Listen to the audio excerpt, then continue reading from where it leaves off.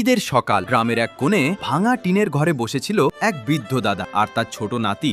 ঘরে রান্না করার মতো কিছুই ছিল না, চুলার পাশে শুধু খালি হাড়ি পড়েছিল। নাতিটা আস্তে করে বলল, দাদা আজকে আমরা মাংস খাবো না। দাদা মুখ ফিরিয়ে চোখ মুছলেন, তারপর একটা পুরনো ব্যাগ হাতে নিয়ে বের হলেন। এক বাড়ির দরজায় গিয়ে বললেন, ভাই একটু কোরবানির মাংস হবে?